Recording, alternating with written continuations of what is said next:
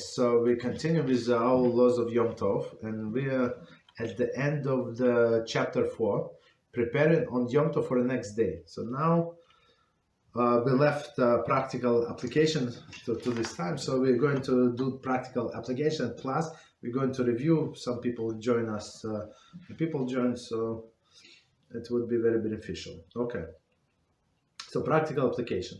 So in general, just the summary of this chapter. So we're not allowed to prepare from Shabbos to the weekday, from Yom Tov to the weekday, and also from one day Yom Tov day to another Yom Tov day.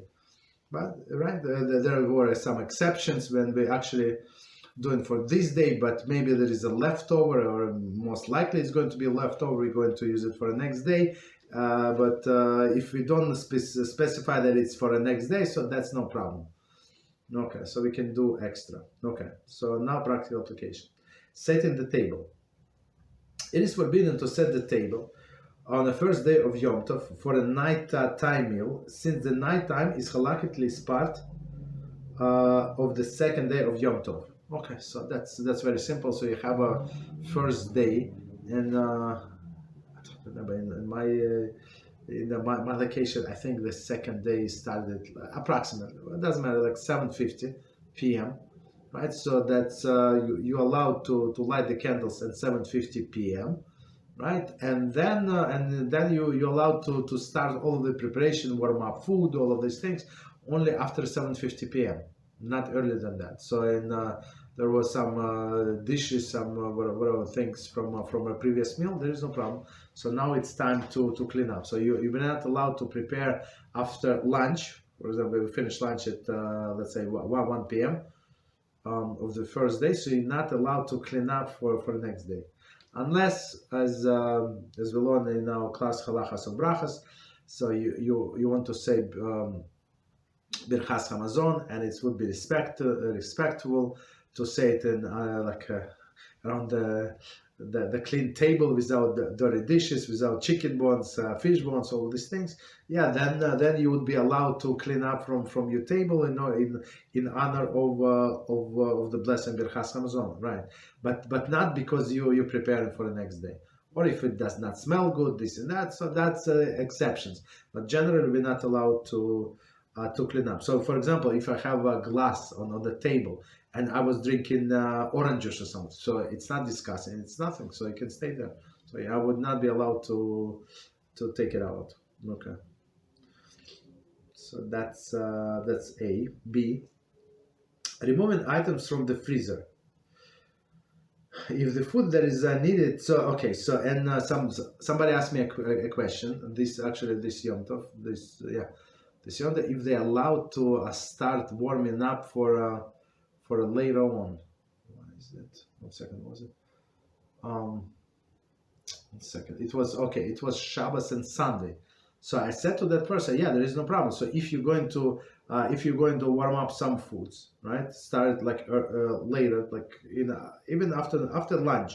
After lunch, Shabbos is the best example, right? You're going to start warming up food, and the foods, whatever foods you want, and all of them are fit for you to eat for Seudah Shlishi, for a third meal. There is no problem, but make sure to eat from some dishes, right? So you're not obligated to count how many pieces you're going to warm up. For example, you have container of food. Just took it from a refrigerator, whatever dry food without liquid. You put on your blech, and there is no problem. You can warm up. Right, so it's going to be for and then you're going to eat this food later on. There is no problem. You can do that. But if you're not going to eat this one, that's the issue. Okay, that's preparing for the next day. So in there they explain me that they have a hot plate, not black, but hot plate, and in order to warm the food nicely on a hot plate, so you need like 3 or 4 hours advance. So I said there is no problem. That was the solution. So if you eat during the Shabbos, okay. Continue, but of course you're not allowed to warm up liquids on Shabbos. So if it's after the candlelight, then there is no problem. It's already the next day. If it's already Yom Tov, so you can warm up whatever you want. But on Shabbos, not. So that's the difference. Okay. So next one is removing items from the freezer. So it says the food that is needed for a second night of Yom Tov is stored in the freezer, removing it during the first day in order to defrost it, and knock off preparing for the next day. So it's clear. So whatever food you need, like it was, let's say it was already cooked, let's say, and it was frozen, right? So you want to remove to unfreeze, right? To defrost, and then you want to warm up. So, but you need, I don't know, 5, 6, 7 hours to defrost it. So that's the thing. Okay, so is it allowed? So we said it's allowed, but let's see. Nevertheless, if you had waited until the night to defrost it, cause the undue delay to the meal, right? So we said, I don't know, it's usually many hours, 5, 6, 7, 10 hours to defrost it. One may remove from the freezer during the day. However, one should remove it early enough in the day that it not be obvious that the defrosting is used for the night. So meaning technically, so you might want to eat this food like it would be ready until it's still during the Shabbos. So maybe during the Shabbos you would be able to eat. So then there is no problem. You can take out from freezer and defrost it. So again, try to do all of these things as early as possible. So we're talking Shabbos without Yom Tov, doesn't matter, right? So as early as possible. Okay. I mean, here we're talking about Yom Tov specifically, and Shabbos could be other issues, but okay, Yom Tov specifically. Okay. So C, preparing Sefer Torah. It is forbidden on the first day of Yom Tov to turn Sefer Torah to the page that will be read on second day. Right, so that's the thing. So they read from a different from the different section in Sefer Torah. So the best, of course, if it's possible, to have several of them. So in shul that I go, that's there are many of them. They have many. I don't know how many, but a lot. So there is no problem. They just prepare 3 and one. Or 4. I don't know how many prepare, but no. It's actually no. On first day of Sukkot, first part is the same for the first day and second day. The only changes I think is a maftir, and that's it. So I mean, they just prepare different Sefer Torahs. Okay. Right, but you're not allowed to roll if you have only 2 Sefer Torah, so you're not allowed to roll in advance. It is forbidden for the first day of Yom Tov to turn the Torah scroll to the page that will be read on the second day, as is an act of chachana. So that's a 100% preparation. So what they do in the morning, they prepare, or as I said, they have extra scroll. What they do is like not in advance, basically.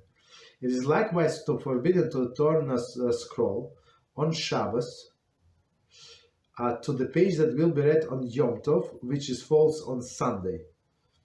I mean, as I said, that doesn't matter. It's from Shabbos to to Yom Tov, from Yom Tov to Yom Tov. It's the same halacha.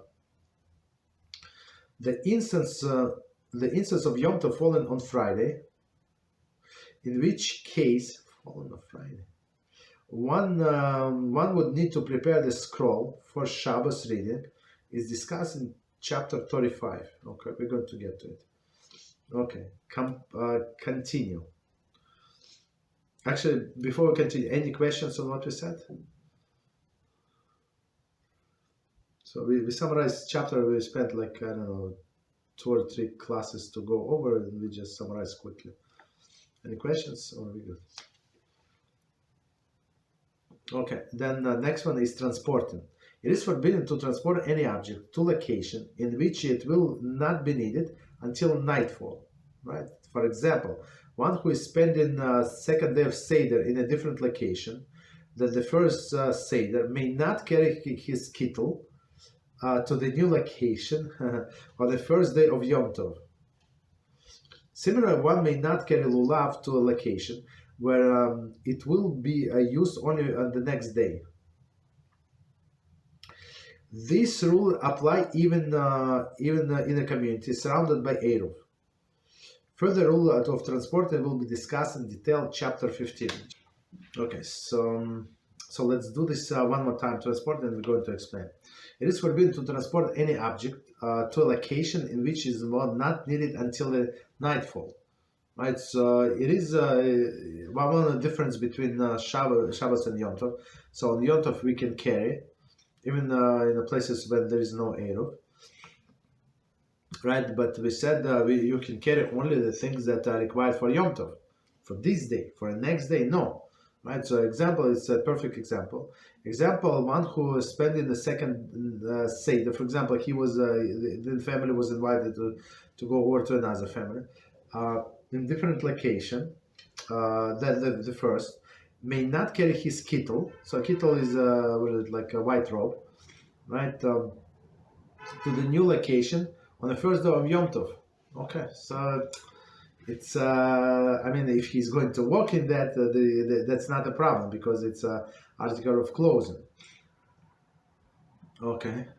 Similarly, one may not carry lulav, so that's I would say do it I don't know, like walking that. There's no problem.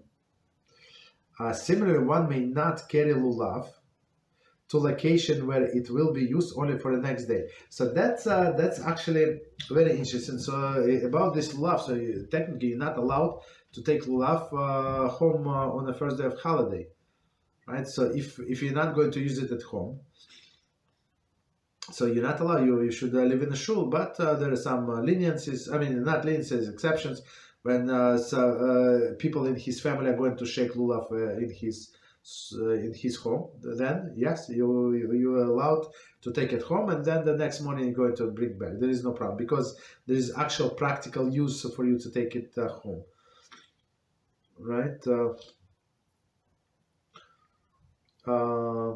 Okay. Or you're afraid that you have such expensive lulav and esrog, and there are kids in the shul, they're running around, and you're afraid that they're going to break the thing. Okay, so that's a different story. Okay, so continue. Washing dishes. Okay, the subject of washing dishes on the first day of Yom Tov for the use of the second day of Yom Tov discussed in chapter 28. Whoa, we're in chapter 4. Okay, so just to remind us, or not to remind, just to tell us what is going to say in chapter 28. So we're going to say if you need even one spoon, for example, for tomorrow, so you can wash all of the 10 spoons because all of them are qualified as a spoon for tomorrow. Or you need one plate, so you can wash like this kind of plate as like serving dish. So you can technically wash all of the serving dishes. Of course, we do not recommend, but if needed, you can rely on this opinion. Okay. Any questions on what we said? We finished chapter 4, preparation for one day on the next day. Yes, go ahead, please. Are we allowed to tell a non-Jew to have something ready for the second day from the first one? No. Okay, so that's a good. We didn't get to it. It's actually, I think it should be in this book. But whatever is not allowed for you to do, you're not allowed to ask non-Jew. That's a simple logic. Of course, there is some exception, but even the minor exception, and not allowed to tell even if you say before Shabbos. So it's not on or before Yom Tov. So it's not only on the day itself, but even before that day.